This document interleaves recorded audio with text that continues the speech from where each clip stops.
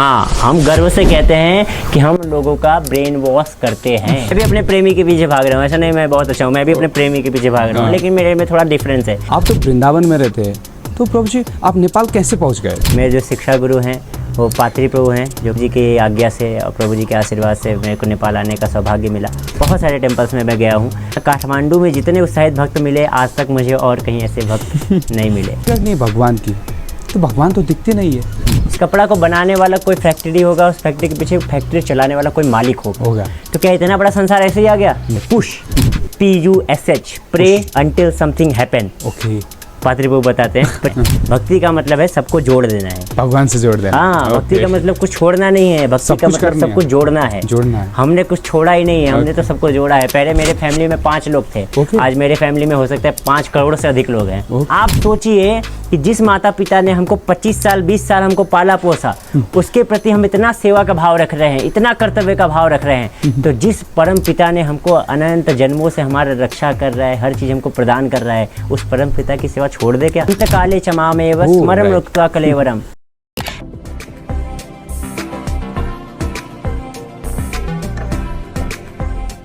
स्वागत छ नयाँ पोडकास्टमा। विशेष गरी आज हामीसँग एउटा यस्तो व्यक्तित्व हुनुहुन्छ जो इन्डियाबाट आउनुभएको छ, इस्कनसँग रिलेटेड हुनुहुन्छ र प्रयागराजमा इस्कनको थ्रुबाट भक्ति योगाको भगवत गीताको बारेमा प्रिचिङ गर्नुभयो। अहिले इन्टरनेसनल गुरुकुल जो वृन्दावनमा छ त्यहाँ पढाउनुहुन्छ एज अ प्रशिक्षकको रूपमा।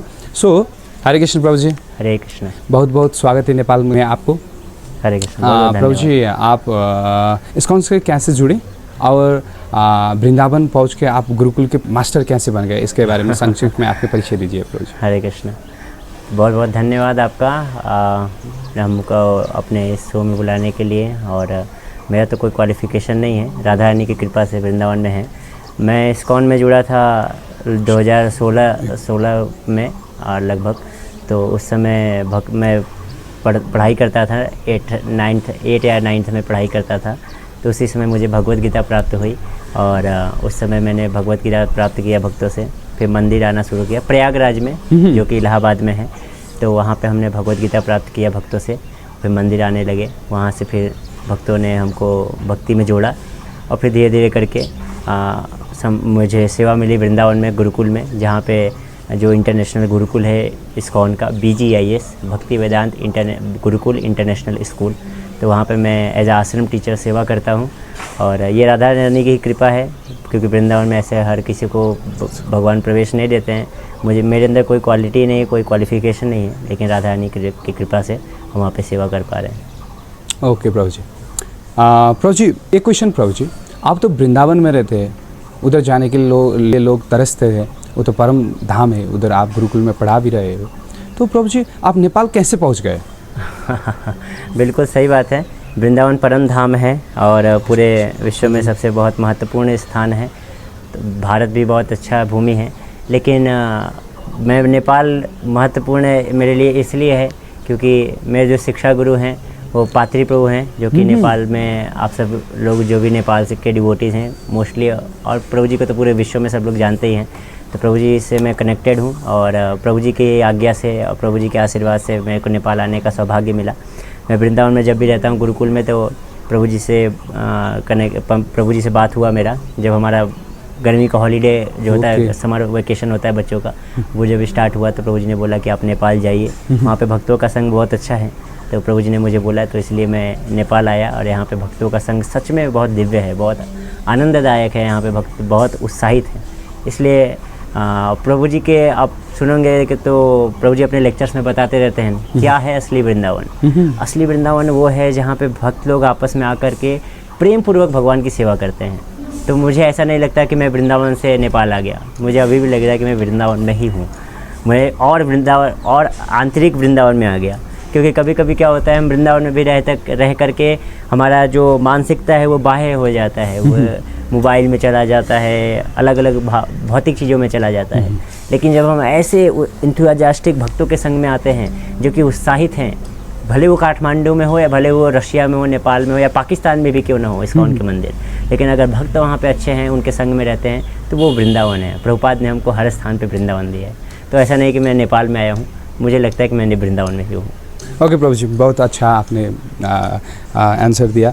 प्रभु जी विशेष गरी आज का जो सेशन है, जो इसका श्रृंखला है, इसमें हमने जो अभी के युवा पीढ़ी लोग हैं नेपाल में या इंडिया के वर्ल्ड वाइड के, अभी क्या है ना, बहुत सारे प्रॉब्लम आ गए। जो पैसे वाले लोग हैं वो भी डिप्रेस हो रहे हैं, दुख हो रहा है, उनको भी खुशी नहीं मिल रही है। तो जो जिसके पास तो कुछ नहीं है वो तो दुखी है।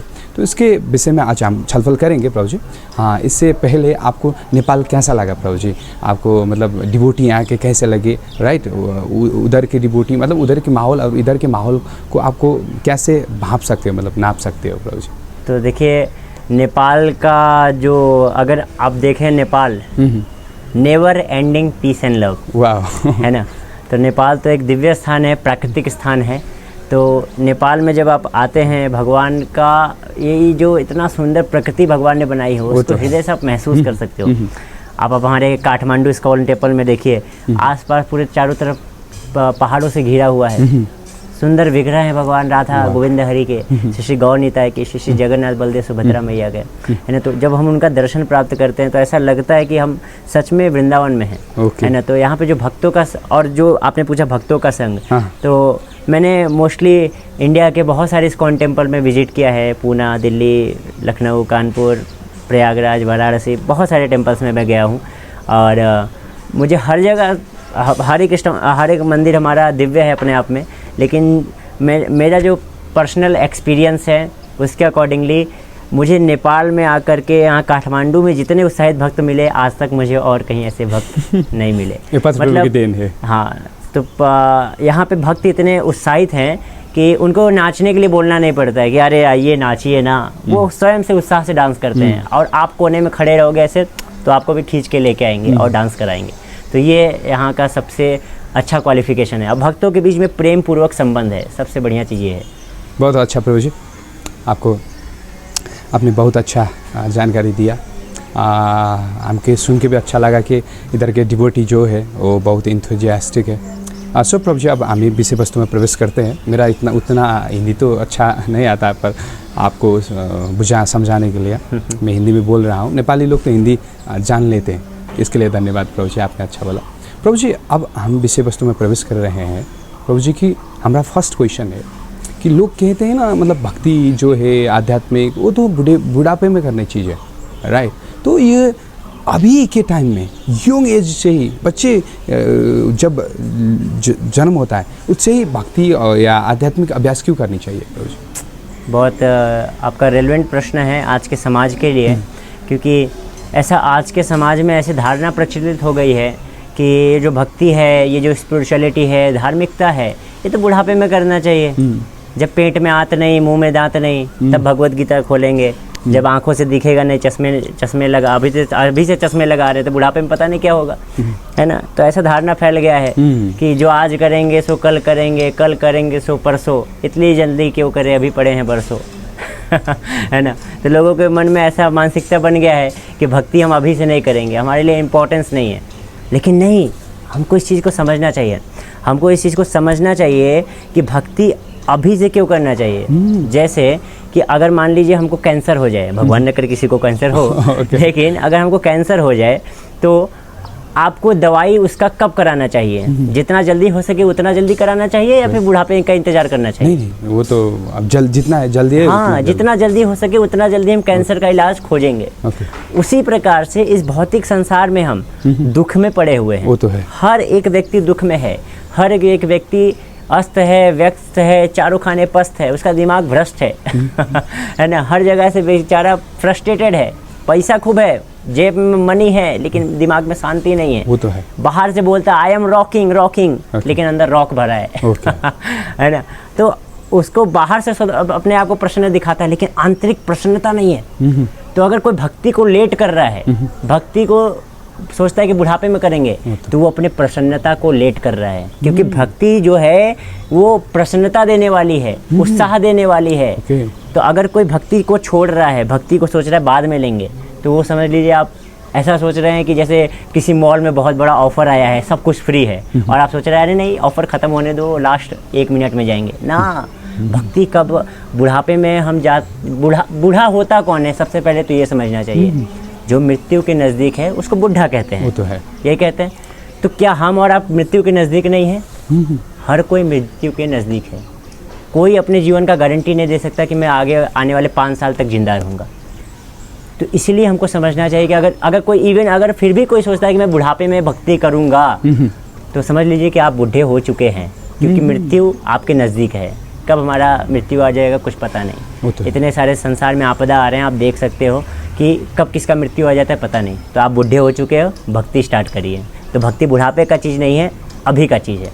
ओके प्रभु जी, बहुत अच्छा कि प्रभु जी क्या है ना कि अगर हम जो एग्ज़ाम भी देते हैं, स्कूल में पढ़ते हैं, तो वो एक दिन के एग्ज़ाम के लिए 2-3 घंटे के लिए हम पूरा साल प्रिपरेशन करते हैं, राइट। भगवद गीता में भगवान ने बताया कि जब तुम मरने वाले होते हो, उसमें आपका चेतना क्या होता है, आप क्या सोचते हो, उसके हिसाब से आपको जन्म मिलेगा। बिल्कुल। तो अगर उसके लिए अच्छा है, भगवान का जो स्मरण होनी चाहिए, भगवान धाम जाने के लिए, वृंदावन जाने के लिए, उसके लिए भी हमको भक्ति शुरुआत से ही करनी पड़ेगी। क्योंकि अंत काले चमामेव स्मरण मुक्त्वा कलेवरम, भगवान गीता में कहते हैं कि अंत काल में अगर मेरा ध्यान करोगे तभी जाकर तुमको मुक्ति मिल सकती है। अदरवाइज कोई और ऑप्शन है ही नहीं। तो हमको क्या करना है कि अंतिम में अगर आप सोच रहे हो कि हमको डायरेक्टली मरते समय हमको भगवान का ध्यान आ जाएगा, तो इम्पॉसिबल है। मरते समय भगवान का ध्यान तभी आएगा जब आपने पूरे जीवन जो किया है अंतिम में वही ध्यान आना। पूरे जीवन आपने मजे लिए हैं, गोवा के बीच में जाकर के घूमा है, मजे लिए हैं, तो अंतिम में आपको वही याद आएगा।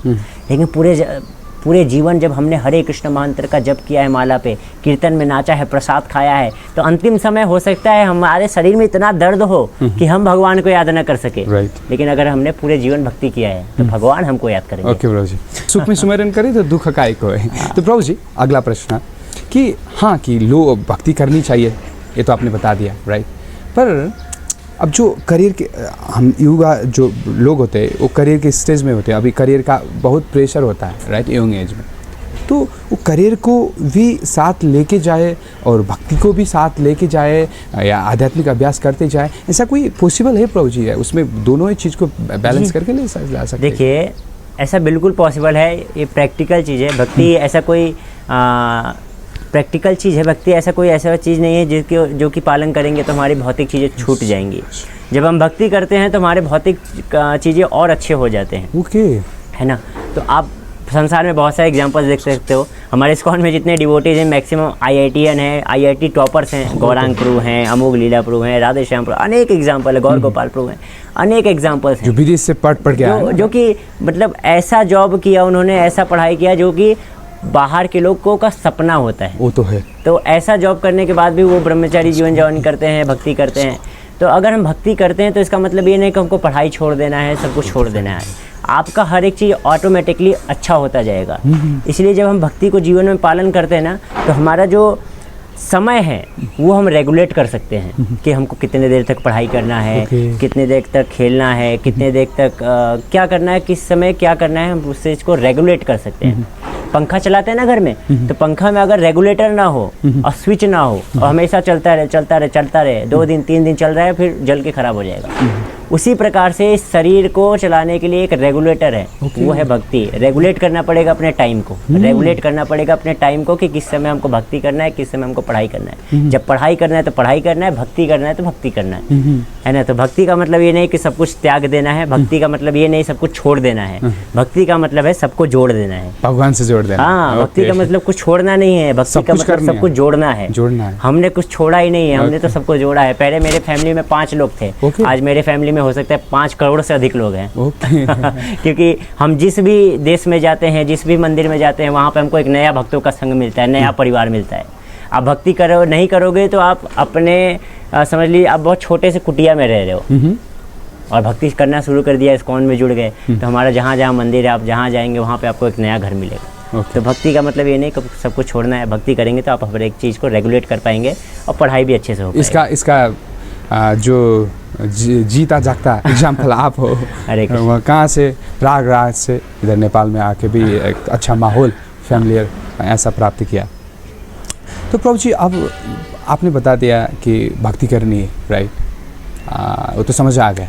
पर भक्ति करनी है भगवान की, तो भगवान तो दिखते नहीं है, तो फिर ना, मतलब ऐसा लोगों का क्वेश्चन आ सकता है। तो फिर भगवान नहीं दिखते तो वो तो माइथोलॉजी हो गया, ऐसा भी लोग कहते। तो जी बिल्कुल। आप आज के टाइम पे जो साइंटिस्ट हैं, जो विज्ञान की पुस्तकें हैं, वो ऐसा प्रदर्शित करती हैं, ऐसा दिखाती हैं कि भगवान तो है ही नहीं, भक्ति क्यों कर रहे हो, जो दिखता है उसको मानो, जो नहीं दिखता उसको नहीं मानो। ओह, ऐसा है ना, ऐसा लोग सोचते हैं। लेकिन ऐसा नहीं है कि देखिए, भगवान को देखना इतना सरल नहीं है। भगवान को देखना कोई बच्चों का खेल नहीं है। आपको एक छोटा सा कोई एग्ज़ाम क्वालिफाई करना होता है, आईआईटी में इंजीनियर बनना होता है, डॉक्टर बनना होता है, तो कितना मेहनत करते हो। वो तो है।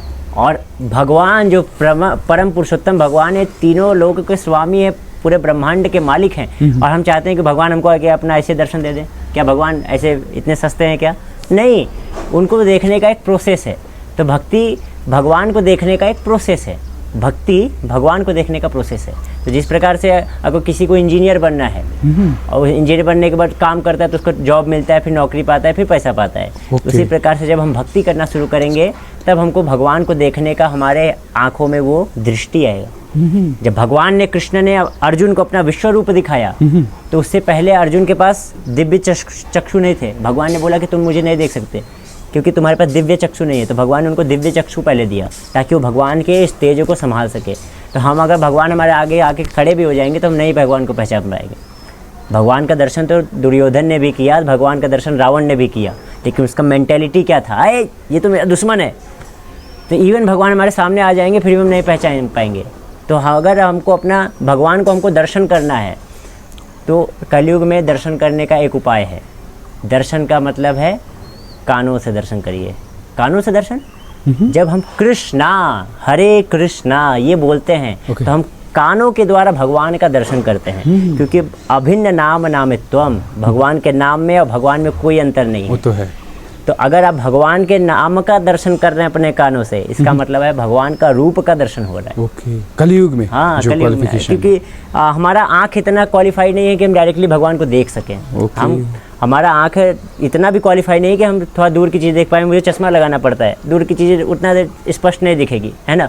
तो अगर हमारे आँख दूर की चीज़ों को नहीं देख पा रही है तो परम पुरुषोत्तम भगवान को देखने के कैसे काबिल हो सकती है। उसके लिए हमको मेहनत करना पड़ेगा, भक्ति करना पड़ेगा, तपस्या करनी पड़ेगी और अपने आप को उस काबिल बनाना पड़ेगा कि हम भगवान को देख सके। एक इंग्लिश में बहुत अच्छी कहावत कहते हैं, don't try to see God, do something that God see you. कुछ ऐसा प्रयास मत करिए, मेरे को भगवान को देखना है, भगवान को नहीं देखना है ना। कुछ ऐसा काम करिए कि भगवान आपको देखे। जब आप भक्तों की सेवा करते हैं, प्रोसेस, जब समाज में लोगों का हेल्प करते हैं तो भगवान आपको देखना चाहेंगे। ओके।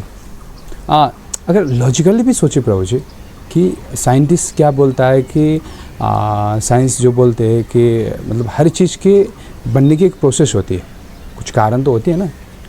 साइंस ने ये पता लगा दिया कि मतलब चाहिए ये कौन चीज़ का क्या केमिस्ट्री होता है, उससे बनता है, राइट। कुछ किसी का मतलब कोई चीज़ बनने की वो केमिस्ट्री क्या होता है वो तो बता दिया, पर वो बनाने के तो कोई होगा ना, राइट। सो इसके लिए चाहिए बिल्कुल आप देख सकते हैं कि जैसे संसार में अगर कोई भी चीज़ है, कोई भी कार्य है तो उसके पीछे करता है, कोई भी चीज़ क्रिएट हुई है तो उसके पीछे क्रिएटर होता है। जैसे कि मैंने ये मान लीजिए मेरे पास एक कपड़ा है, तो ऐसा नहीं कपड़ा अपने आप ऐसे चुटकी बजाय प्रकट हो गया। इस कपड़ा को बनाने वाला कोई फैक्ट्री होगा, उस फैक्ट्री के पीछे फैक्ट्री चलाने वाला कोई मालिक होगा। तो क्या इतना बड़ा संसार ऐसे ही आ गया? नो। आप नारियल का पेड़ देखो, सिंपल एग्जाम्पल, नारियल का पेड़ इतना ऊपर नारियल होता है, और अगर आपको घर में आप सब घर में अपने रहते हो, घर में जो पानी का टंकी होता है उसमें पानी ऊपर चढ़ाने के लिए नीचे मोटर लगाना पड़ता है, प्लग ऑन करना पड़ता है, फिर मोटर पावर लगाता है, पानी ऊपर पहुंच जाता है, टंकी भर जाता है, फिर आप नल खोलते हो, आपको ठंडा ठंडा पानी मिलता है। तो आप सोचो आपको टंकी भरने के लिए नीचे मोटर चलाना पड़ता है। वो जो नारियल का पेड़ है उसके ऊपर नारियल के अंदर पानी कैसे घुस गया? कौन सा मोटर किसने लगाया नीचे कि नारियल के अंदर पानी जा रहा है और आप तोड़ करके बढ़िया मजा ले रहे हो? तो कोई तो मोटर लगाने वाला होगा। सिंपल, आप प्रकृति के किसी भी एग्जाम्पल को देख सकते हो। आम देख लो, आम खाओ, गुठली निकला, उस गुठली को दोबारा डालो, दोबारा बड़ा पेड़ निकला, उसमें से हजारों आम निकले, फिर उसमें से एक आम तोड़ो, फिर खाओ, फिर गुठली लगाओ, फिर हजारों आम निकले। प्रोसेस है, मतलब किसी ने तो बनाया है, राइट। ये छोटा छोटा चीजें हैं, लेकिन आप ध्यानपूर्वक देखोगे तो हर जगह भगवान का दर्शन कर सकते हो। प्रकृति में ही भगवान का दर्शन कर पाओगे। कोई तो है इसको क्रिएट करने वाला, है ना, कोई तो क्रिएटर है इसका। साइंटिस्ट कहते हैं कि ये पानी का फार्मूला बताते हैं H2O। ओके, 2 हाइड्रोजन 1 ऑक्सीजन मिलाओगे तो क्या बन जाएगा? पानी का सूत्र बन जाएगा। तो H2O ढेर सारे मिलाओगे, ढेर सारे हजारों को मिलाओगे तो जाके 1 गिलास पानी हो सकता है बन जाए। तो इतना बड़ा सागर, महासागर, उसमें इतने सारे H2O कहाँ से, किसने आपूर्ति की? कितना हाइड्रोजन, कितना ऑक्सीजन लगा होगा? वो हाइड्रोजन और ऑक्सीजन कहाँ से सप्लाई हुआ, किसने सप्लाई किया? इस बारे में बस सोचिए, अपने आप आंसर मिल जाएगा। राइट। तो भगवान है, बस हमारे वो क्षमता नहीं है, इसलिए भक्तिमय प्रोसेस द्वारा भगवान को देख सकते हैं। आपने बताया बहुत अच्छा, आपने सरल भाषा में समझाए कि भगवान है। राइट। जैसे कि मन भी तो है ना, बुद्धि भी तो है ना, बट हम दिख नहीं सकते, इसका मतलब ये नहीं है कि नहीं है, ये हमें पता है पर दिख तो नहीं सकते, दिखते हैं, ऐसे भगवान है। वो लॉजिकल बात है। प्रभु जी, भक्ति करनी है, राइट, इस्कॉन से ही क्यों करनी है? बहुत सारे संप्रदाय है, क्रिश्चियनिटी है, राइट, बहुत सारे संप्रदाय ने संस्था भी आ गए, सदगुरु आ गए, बहुत सारे विपासना ध्यान केंद्र बहुत सारे हैं। तो प्रभु जी, इस्कॉन से ही क्यों भक्ति करनी है, क्यों आध्यात्मिक अभ्यास करनी है? इसका लॉजिकल आंसर दीजिए प्रभु। सही बात आप बोल रहे हो कि आज के टाइम पे बहुत सारे संस्था हैं जहाँ से आपको स्पिरिचुअलिटी फॉलो करने के बारे में बताया जाता है। हो रहे हैं, लोग डिस्ट्रैक्ट भी हो जाते हैं। इतना सारा ऑप्शन जब ज़्यादा होता है तो डिस्ट्रैक्शन बढ़ जाता है। कौन सही है ना, कौन सही है, कौन गलत है, कैसे पता करें, इस कौन सी भक्ति क्यों करें? तो देखिए, हम ऐसा नहीं कहते हैं कि बाकी सब खराब हैं, बाकी सब गलत बता रहे हैं, लेकिन भगवान जो गीता में बताते हैं कि जो 4 संप्रदाय के अंतर्गत, 4 संप्रदाय है हमारे हिंदू धर्म में, 4 संप्रदाय के अंतर्गत जो शिक्षा ग्रहण करता है, 4 संप्रदाय कौन से है? ब्रह्म, रुद्र, श्री और कुमार। ये 4 संप्रदाय के अंतर्गत जो भी प्रामाणिक गुरु से शिक्षा ग्रहण करता है वो भगवान को जान सकता है, भगवान को पास जा सकता है। वैदिक शास्त्रों से ये बताया। लेकिन जहाँ भी हम शिक्षा ग्रहण कर रहे हैं, हमको चेक करना चाहिए कि क्या वो प्रामाणिक है या नहीं है। कैसे प्रामाणिक हो, कैसे पता चले कि प्रामाणिक हो? इस क्वेश्चन पे मैं आपको आता हूँ, लेकिन पहले आपको चेक करना चाहिए कि देखिए, जैसे हमारे इस्कॉन है, हम ब्रह्म संप्रदाय में आते हैं। ब्रह्म, मध्व, गौड़ीय गुरु शिष्य परंपरा है। ब्रह्मा जी से मध्वाचार्य, फिर चैतन्य महाप्रभु और श्रील प्रभुपाद, ऐसे करके हमारा गुरु शिष्य परंपरा के थ्रू हमको ये दिव्य ज्ञान प्राप्त हुआ। तो ऐसे करके अगर 4 संप्रदाय के अंतर्गत आपको ज्ञान प्राप्त करते हो किसी प्रामाणिक गुरु से, जो कि उसी शिक्षा को दे रहा है जो उसके गुरु ने उसको दिया, तो आपके अंदर वो परिवर्तन आएगा जो भगवान उस गीता में बता रहे हैं। लेकिन अगर कहीं ऐसे संसार में किसी बाबा जी के पीछे पड़ गए, जिसने अपना नया संस्था खोल लिया, कहीं जाकर सरकार से रजिस्ट्रेशन करा लिया, पढ़ा रहा है, वो भी पढ़ा रहा है, लेकिन वो अपने पर्सपेक्टिव से पढ़ा रहा है। वो बता रहे, भगवान गीता में कह रहे हैं सर्वधर्मान परित्यज्य माम एकम शरणं व्रज, लेकिन वो क्या बताएगा? नहीं, सब कुछ छोड़ना नहीं है, अरे मजे करते रहो, थोड़ा सिगरेट भी पी लो, थोड़ा दारू भी पी लो, है ना। तो ऐसे बाबा जी लोग यूट्यूब पे बहुत फेमस हैं आज के टाइम पे, और युवा उसकी तरफ बहुत आकर्षित हो रहा है। लेकिन हमको चेक करना चाहिए कि क्या वो सही जगह से कनेक्टेड है या नहीं है, है ना। तो जैसे अगर मान लीजिए मोबाइल चार्जिंग, सिंपल सा एग्जांपल दे सकते हैं। जैसे मोबाइल चार्जिंग करते हैं, तो अगर सॉकेट में लगाएंगे मोबाइल, जिस सॉकेट में लगा रहे हो उस सॉकेट के पीछे जो तार है वो क्या सही जगह पे जाकर के कनेक्टेड है या नहीं है? अगर वो सही जगह पे कनेक्टेड नहीं, आपने यहाँ से सॉकेट तो लगाया, आपने अपना चार्जर खोसे जा रहे हो, लेकिन यहाँ पे वो तार बेचारा कहीं लगा ही नहीं है, तो आपको कभी चार्ज मोबाइल होगा ही नहीं मोबाइल। तो आप तो खूब फॉलो कर रहे हो, उस गुरु को खूब फॉलो कर रहे हो, लेकिन वो बेचारा कहीं गुरु परंपरा में कनेक्टेड ही नहीं है, उसका तार कहीं ऊपर से, ये एंटीना है हमारा, खुद बना दिया, ये हमारा एंटीना है, तो ये हमारा एंटीना अगर गुरु परंपरा में कनेक्टेड होगा, कृष्ण से कनेक्टेड होगा, तो सही ज्ञान मिल पाएगा, तब जाकर के हम चार्ज हो पाएंगे, एनर्जेटिक हो पाएंगे। और जैसा आपने प्रश्न किया कि कैसे पता चले कि क्या सही है और क्या गलत है, कौन सा गुरु परंपरा सही है, तो भागवतम में कहते हैं फलेन परिच्यते, किसी भी चीज़ को हम कैसे पता कर सकते हैं कि उसका रिजल्ट कैसा आ रहा है। तो अगर गुरु शिष्य परंपरा सही होगा तो उसका फल दिखेगा। जैसे श्रील प्रभुपाद जी एकदम प्रामाणिक गुरु हैं, इस्कॉन के जो गुरु है श्रील प्रभुपाद जी संस्थापक आचार्य, वो प्रामाणिक है। कैसे पता चलेगा कि उन्होंने जो शिक्षा दिया है उससे लोगों के जीवन में परिवर्तन आया या नहीं आया। तो आप देख सकते हो हजारों करोड़ों, दुनिया में आज लाखों भक्त हैं, हजारों करोड़ों भक्त हैं जिसके जीवन में परिवर्तन आ रहा है। प्रभुपाद जी अकेले इंडिया से गए, प्रचार किया पूरे विश्व में, और हिपीज़ जो कि खुले में ड्रग्स लेते थे, बिना वस्त्र के घूमते थे, ऐसे लोगों के जीवन में परिवर्तन आ गया। तो क्या ये परिवर्तन ऑटोमेटिकली आ गया? नहीं, क्योंकि गुरु प्रभुपाद जी गुरु शिष्य परंपरा का ज्ञान, जो कृष्ण का ज्ञान था, ऑथेंटिक था, उसी को लोगों को दिया, इसीलिए उनके हृदय में परिवर्तन हुआ। इसीलिए हम लोग प्रत्येक दिन जो गुरु पूजा में गाते हैं, दिव्य ज्ञान हृदय प्रकाशित। दिव्य ज्ञान हृदय में प्रकाशित होगा कब? जब सही गुरु के पास जाएंगे। तो ये आपको स्वयं से सर्च करना पड़ेगा, कहाँ हम जुड़े हैं, हम किस रास्ते एक बहुत सुंदर सा हमारे हिंदी में, भारत में एक बहुत पुराने पिक्चर था, उसमें एक छोटा सा गाना आता है, उसमें कहते हैं कौन दिशा में लेके चला रे बटोहिया। फिल्मी गाना है, लेकिन इसका अर्थ आप सोचोगे, कौन दिशा में लेके चला रे बटोहिया, मतलब कि किस दिशा में जा रहे हो भाई, थोड़ा जरा ठहर ठहर, ये सुहानी सी डगर जरा देखने दे, मतलब किधर जा रहे हो, रुको रुको, किधर जा रहे हो, किस दिशा में जा रहे हो, रुको थोड़ा, देखो अपने आप को, किधर जा रहे हो, जरा ठहर, ये सुहानी आसपास देखो, भगवान ने प्रकृति क्या बनाई है, कहाँ जुड़े हो आप। ये सब प्रश्न मानव जीवन का जिज्ञासा होना चाहिए, तो आपको चेक करना पड़ेगा स्वयं से। तो कि लोग अपने परसेप्शन बना लेते, धारणा बना लेते, उस हिसाब से पेल देते हैं। तो इससे, क्योंकि हम तो, हमारा जो इंद्रिय है, मन बुद्धि अहंकार है, सब कुछ वो तो अपूर्ण है, बिल्कुल राइट। तो अपूर्ण है, तो हम आप अगर खुद का परसेप्शन ला देंगे तो वो भी अपूर्ण होगा। तो जो शास्त्रों में वर्णित है उससे पालना करनी चाहिए। भगवान स्वयं जो बताए, भगवान कृष्ण ने भगवद गीता बताई, तो वही गॉड का जो वाक्य है वही हमने फॉलो करनी चाहिए, ऑथेंटिक गुरु को पालना करनी चाहिए, आपने बताया। प्रभु जी, अब लास्ट क्वेश्चन है कि इसको ब्रेन वॉश कर रहा है ना, यंग लोगों को साधु बना रहा है, संत बना रहा है, राइट। तो क्या इसको का यही है कि गड़बड़ छोड़ लो, आ जाओ, नहीं तो भगवान प्राप्ति नहीं होगी? तो मतलब ये क्या है प्रभु जी, क्योंकि हमने अभी जो न्यूज़ में भी आया है ये बहुत सारे। बिल्कुल, तो ऐसा देख सकते हैं आप, मतलब ये बहुत ही दुर्भाग्य है हमारा आज के जनरेशन का, कि मतलब जो चीज़ सही लोगों को सही डायरेक्शन में लेके जा रहा है उसको गलत वे में प्रेजेंट किया जाता है ना। आप देखोगे बहुत सारे आपको इंटरनेट पे ऐसे वीडियो मिल जाएंगे जहाँ एक ब्रह्मचारी बन गया कोई भक्त, उसके माता पिता आकर के रो रहे हैं, मेरा बेटा चला गया, मेरा बेटा। लेकिन आप समझो कि जो ब्रह्मचारी जीवन है वो हम किसी के ऊपर थोपते नहीं हैं। आज का इतना मॉडर्न युग है, आज के टाइम पे एक छोटा सा बच्चा भी अपना डिसीजन अपने से लेता है कि मम्मी मेरे को चॉकलेट ये वाला खाना है, केक ये वाला खाना है। तो क्या आज के ऐसे टाइम पे हम किसी के ऊपर थोप सकते हैं, तुमको ब्रह्मचारी बनना है, माता पिता को छोड़ के आ जाना? नहीं, ऑफ कोर्स नॉट, हम ऐसा कुछ नहीं करते हैं।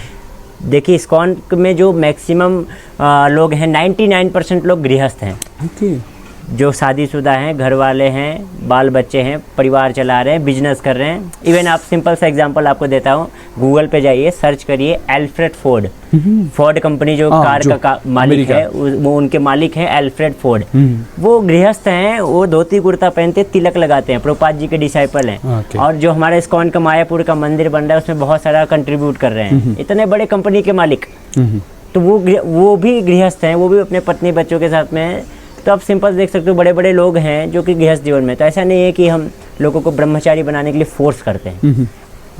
हजारों करोड़ों भक्तों में से कहीं हो सकता है मैक्सिमम 2000 ब्रह्मचारी होंगे, जो कि 1% भी नहीं है मतलब। तो ऐसा ये जीवन जो है इतना सरल नहीं है, ब्रह्मचारी जीवन सबके लिए नहीं है। तो जो व्यक्ति को लगता है कि हाँ मैं अपना पूरा जीवन जो है कृष्ण को समर्पित कर सकता हूँ, तो वो अपने इच्छा से, अपनी स्वयं की इच्छा से पूर्ण रूप से समर्पित करता है। और ऐसा नहीं कि ब्रह्मचारी बनने के बाद वो माता पिता की सेवा नहीं करता है, माता पिता घर में रो रहे हैं, भगवान मेरा बेटा तो चला गया। नहीं, ये क्वेश्चन, माता पिता की सेवा करना बहुत महत्वपूर्ण है।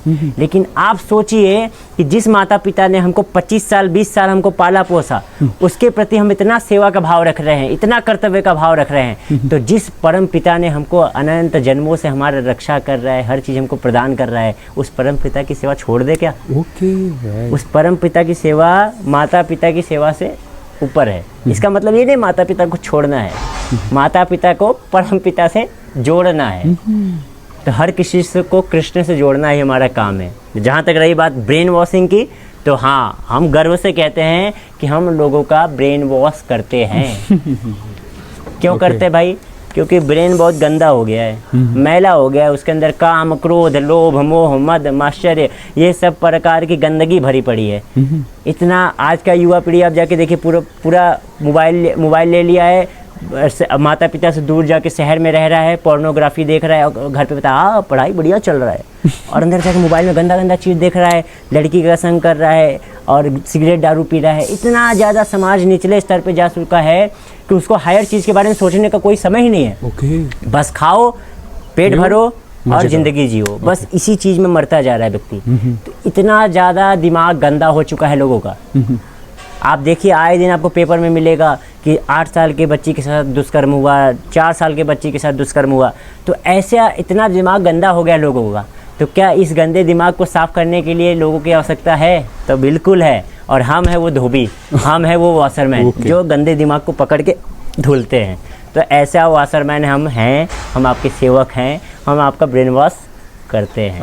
ओके, बहुत बहुत बहुत अच्छा प्रभु जी। हरे कृष्ण। कि प्रभु जी ने बताया कि ब्रेन वॉश करनी चाहिए क्योंकि लेकिन सही चीज़ों के लिए। हम ये नहीं बोलते हैं कि आप सब कुछ छोड़ करके आ जाइए, हम ये कहते हैं सब कुछ लेके कृष्ण से जुड़ जाइए। मैंने देखी है जिसको इस्कॉन काठमांडू में जो सहस्त्रनाम प्रभु जी है, वो बाहर से बिलोंग करते हैं, सरदेव पत्री प्रभु। बिल्कुल।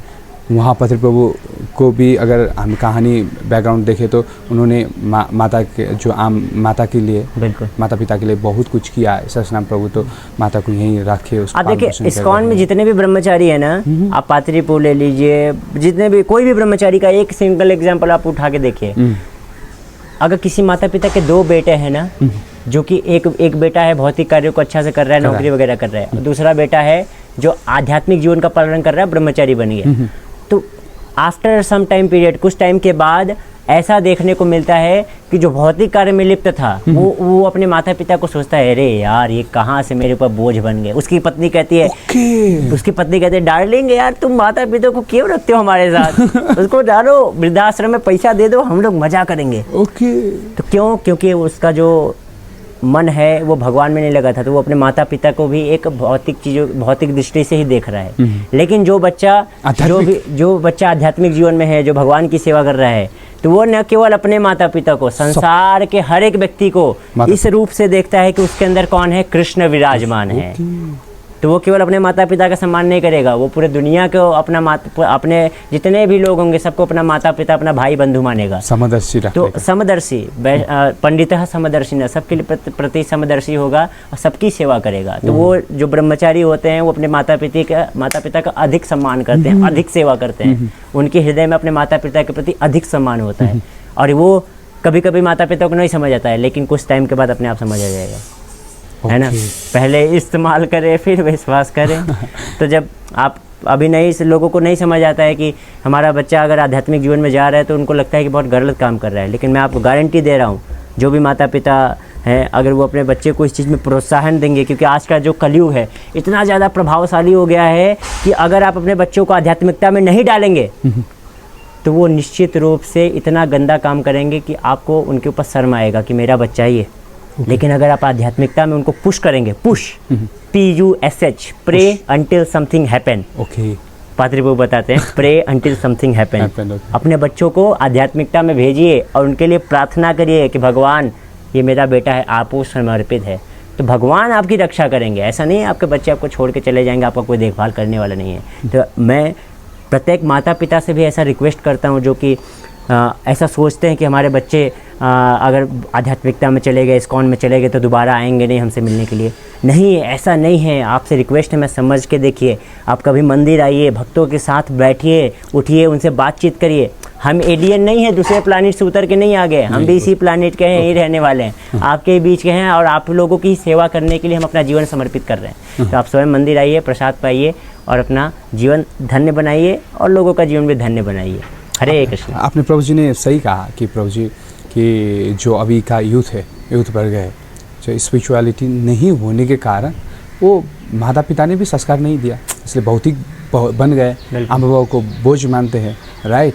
तो इससे बहुत सारे प्रॉब्लम आ जाते हैं सोसाइटी में। जो सोसाइटी का एक संरचना है, जो वैदिक सिस्टम है उसको कौन फॉलो कर रहा है, उसके वजह से लोग सही संस्कार सीखते हैं, सही मर्यादा में रहते हैं, सोसाइटी को भी हेल्प करते हैं, खुद का भी कल्याण करते हैं। बहुत अच्छा है, इसलिए आप इस्कॉन से जुड़े। प्रभु ने कहा, प्रभु जी का एज भी नहीं होगा, कितना होगा प्रभु जी आपका एज? मेरा एज तो बहुत अधिक नहीं है, पता नहीं इस आत्मा का कितना एज हो गया। इस भौतिक शरीर का देखा जाए तो अभी 21 ईयर है ना। तो 21 में आपको प्रभु जी देखो, 21 में तो लोग अभी गर्लफ्रेंड के पीछे भाग रहे होते, रो रहे होते, पर आप। मैं भी अपने प्रेमी के पीछे भाग रहा हूँ, ऐसा नहीं मैं बहुत अच्छा हूँ, मैं भी अपने प्रेमी के पीछे भाग रहा हूँ, लेकिन मेरे में थोड़ा डिफरेंस है। मेरा प्रेमी इस भौतिक संसार का नहीं, मेरा प्रेमी कृष्ण है। प्रभु जी, अंत में आपका ऐसा कोई प्रश्न उत्तर है जो आप कहना चाहते हो, मैसेज? देखिए, नेपाल के बारे में कैसा लगा? नेपाल तो वंडरफुल। नेपाल के बारे में फिर आएंगे कि नहीं, क्योंकि हम नेपाल अगले एपिसोड के लिए हम तरस रहे हैं। प्रभु जी वेट करेंगे। जैसा कि देखिए, मेरा आंतरिक इच्छा है, मेरा स्वयं की इच्छा है राधा गोविंद हरि से, राधा रानी से, कि अगर मुझे एक भविष्य में अगर सेवा करने का मौका मिलेगा तो मैं काठमांडू में सेवा करना प्रेफर करूंगा, क्योंकि मुझे यहाँ पे भक्तों का संग बहुत अच्छा लगा। माय गॉड, हो सकता है भगवान कभी सेवा के लिए बुलाएं पात्री बाबू, और जो भी गुरुजन का आदेश होगा, जहाँ पे भी जाना होगा मैं जाने को तैयार हूँ। जो भी भगवान की सेवा करने का इच्छा होगी, जहाँ पे भेजेंगे जाने को तैयार हूँ। और नेपाल के लोगों के लिए, इंडिया के लोगों के लिए जो मेरा एक छोटा सा मैसेज है वो बस यही है कि ये भौतिक जीवन को त्याग करके भगवान की शरण में आइए, नहीं तो आप अपने आनंद को दूर कर रहे हैं। भक्ति में आइए, भक्ति बहुत आनंददायक है। ऐसा मत सोचिए कि भक्ति में आएंगे तो बहुत सारे त्याग करना पड़ेगा, तपस्या करना पड़ेगा, एक पाँव पे खड़े होकर के हाथ ऊपर करके तपस्या करना पड़ेगा। नहीं, भक्ति सो सिंपल, बहुत सिंपल है। प्रभात कहा, बट डिस्क्लेमर, भक्ति so simple but not easy. भक्ति सिंपल है, साधारण है, लेकिन इसको हल्के मत ले लेना है। अरे यार, हरे कृष्णा हरे रामा क्या रखा है? इसी हरे कृष्णा हरे रामा में हर एक चीज़ है। बस केवल हरे कृष्ण कृष्ण कृष्ण हरे हरे, हरे राम राम राम हरे हरे। इस महामंत्र का जप करिए प्रत्येक दिन। आप मंदिर नहीं जा पा रहे हो, कोई प्रॉब्लम नहीं है, घर पे रह रहे हो, प्रत्येक दिन एटलीस्ट 2 माला, 2 माला मतलब एक माला में 108 मोती होते हैं, तो 2 माला जप करिए। प्रत्येक साल अपना 1 माला जप बढ़ाइए, क्योंकि जब कोई व्यक्ति नया नया कंपनी में ज्वाइन करता है, तो मान लीजिए आपका कंपनी आपने ज्वाइन किया, तो शुरुआत में आपका जॉब में 30,000 रुपये आपको मिल रहा है, क्या 10 साल बाद भी 30,000 मिलेगा? नहीं। जॉब में अगर आपने अच्छा काम किया तो सैलरी धीरे बढ़ेगा, धीरे धीरे। तो अगर हम भक्ति में 5 साल पहले आए थे और 5 साल बाद अभी भी 16 माला, पहले भी 16 माला, ये तो नाइंसाफी है। हमको बढ़ाना चाहिए, ऐसा नहीं 16 माला ही करना है। प्रभुपाद जी कहते हैं 16 माला इज मिनिमम, नॉट मैक्सिमम। तो प्रत्येक दिन ऐसा सोचना, जितना हो सके उतना अधिक जप करना चाहिए। और जो नए लोग हैं वो जप करने का शुरू करने का प्रयास करिए। आध्यात्मिकता बहुत अच्छा है, बहुत आनंदमय है। कृष्ण भक्ति में जुड़िए, अपना जीवन सफल करिए। हरे कृष्णा प्रभु जी। हम छूटते हैं अगले एपिसोड के लिए, आपको हम वेट करेंगे। अगर इंडिया में अगर हम आना चाहिए तो हमको बिल्कुल आप सबका स्वागत है। इंडिया में आइए, सभी नेपाल वासियों का स्वागत है।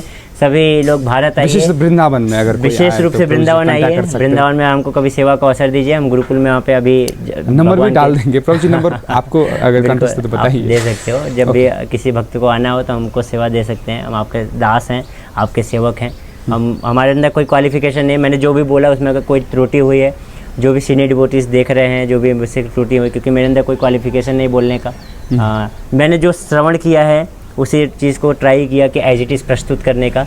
लेकिन अगर फिर भी ये कलयुग में मन बहुत दूषित है, मेरा जुबान दूषित है, तो अगर मेरा थोड़ा गलत दिमाग उसमें घुस करके कुछ गलत निकल गया होगा मेरे मुख से, तो सबके लिए मैं क्षमा चाहता हूँ सबसे। लेकिन सारग्राही बन करके, सारग्राही वैष्णव बन करके, हंस की तरह बन करके, मेरे मुख से जो भी निकला उससे सार प्राप्त करके, और जो गलत चीज़ है उसको साइड में रख करके हमको आशीर्वाद दीजिए। अपना चरणों का रज आप सब मेरे सिर पे रखिए, ताकि मैं भक्ति में आगे बढ़ सकूँ। हरे कृष्ण प्रभु जी। विशेष गरी प्रभुजीले चाहिँ आफूले सिकेको नलेजलाई एक्सप्लेन गर्नुभयो र भक्तिको पावर हेर्नु। उहाँसँग 21 वर्षको उमेर, त्यही पनि उहाँसँग कति धेरै नलेज छ। विशेष गरी इस्कनसँग जो महाराजहरू हुनुहुन्छ, धेरै सिनियर डिभोटीहरू हुनुहुन्छ, उहाँसँग कनेक्ट भए पनि प्रभुजीले कुरा गर्नुहुन्छ। उहाँसँग पर्सनल सेवा गर्नुभएको छ धेरै महाराजहरूको। सो त्यो कारणले पनि यो एपिसोड हामीले लियौँ, किनकि उहाँसँग धेरै नलेज छ। विशेष गरी नलेज मात्र होइन, व्यावहारिक नलेज, राइट? र त्यसलाई अरू समक्ष पुर्याउनु सबभन्दा महत्त्वपूर्ण हुन्छ। र लाइफमा यदि तपाईँ अगाडि बढ्न चाहनुहुन्छ भने अर्जेन्स, इन्टरटेनमेन्ट र इम्पोर्टेन्ट मध्ये तपाईँले इम्पोर्टेन्टलाई फलो गर्नुपर्छ। अहिले हामी तपाईँ अर्जेन्सी र इन्टरटेनमेन्टमा भुल्नुभयो भने पक्कै पनि लाइफ ड्यामेज हुन्छ। यसर्थ आफ्नो आध्यात्मिक जीवनलाई पनि अगाडि बढाउनु, जसको रिजन भौतिक जो उपलब्धि हुन्छ त्यसलाई पनि तपाईँले सही ढङ्गले उपयोग गर्न सक्नुहुन्छ र जीवनमा आनन्द लिन सक्नुहुन्छ। आउँदो एपिसोडसम्मको लागि हाम्रो च्यानललाई हामीलाई बिदा दिनुहोस् भन्दै आजको विशेष श्रृङ्खलाबाट बिदा हुन चाहन्छु र आफ्नो सुझावहरू कमेन्टमा लेख्नुहोला। हरे कृष्ण।